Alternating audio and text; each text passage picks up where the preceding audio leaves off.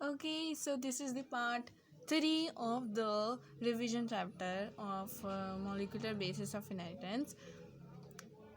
So let's choose a marker color which you like. I don't know which you like. Okay, so we have read till here, and we have to start from the genetic code. So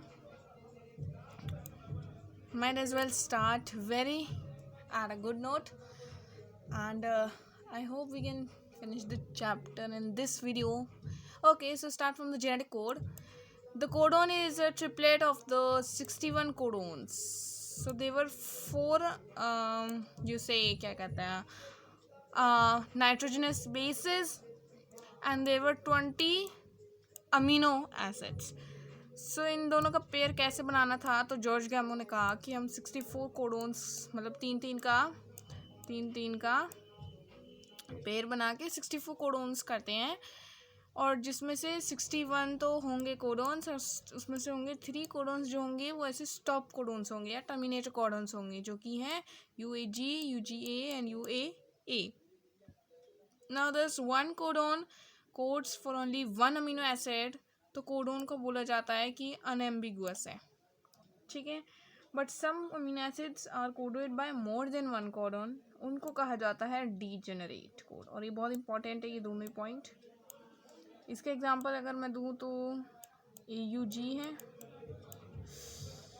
इसका example अगर मैं दूँ, इसका example है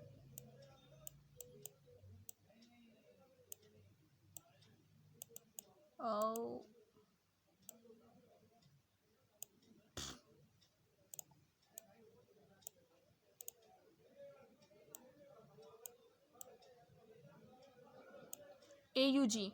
Now the codon is read in mRNA in a contiguous fashion, मतलब without punctuations. Punctuations नहीं होने चाहिए, और ये यूनिवर्सल होता है to the mitochondria, to the bacteria, to the humans, ये सारी जगह अप्लाई होता है. AUG ऐसा कोड होता है जिसके डुअल फंक्शन होते हैं. एक तो वो मिथेनिन को भी कोड करता है, और वो एज अ इनिशिएटर कोडोन भी एक्ट करता है. यहाँ पे एक हमारी बुक में आता था कि tRNA द अडेप्टर मॉलिक्यूल, तो अडेप्टर मॉलिक्यूल के बारे में पढ़ते हैं. क्या है इसका स्ट्रक्चर, ऐसा दिखता है ये.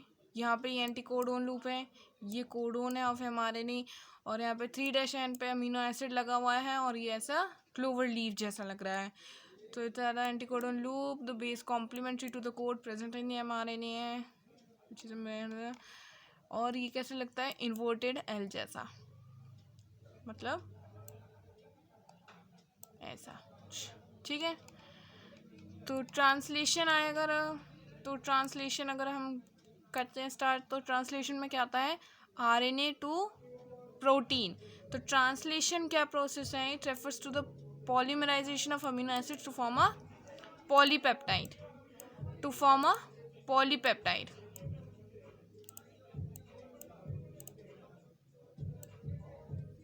It is a polypeptide. The order and sequence of amino acids are defined by the sequence of bases in the mRNA. 20 amino acids participate in naturally occurring protein synthesis. ठीक है, 20 amino acids. अब इसमें initiation दिया है कि initiation पे ऐसे ऐसे आके कोडोन tRNA अडेप्ट करता है A साइड पे, P साइड पे और E साइड पे. क्या क्या अटैच होता है अमीनो एसिड, और ये है इलॉन्गेशन, ये है टर्मिनेशन, और ये बहुत ही अच्छा दे रखा है वैसे तो. देखो ये है हमारे नहीं जो पर्पल सा है, और ये है स्मॉलर सब यूनिट, और ये वाली है लार्जर सब यूनिट. ये है पॉलीपेप्टाइड चेन निकल रही है, देखो तो पेप्टाइड बॉन्ड बन रही है यहाँ पे, ये पेप्टाइड बॉन्ड, ठीक है. तो ये पेप्टाइड बॉन्ड बन रही है.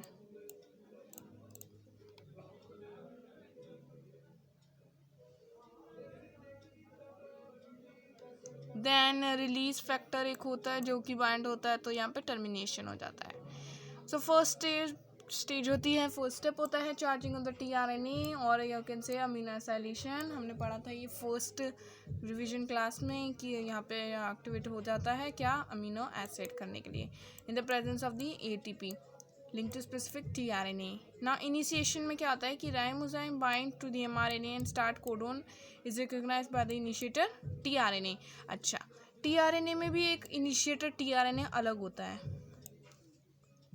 और एक और बात है कि tRNA स्पेसिफिक होता है to each the amino acid.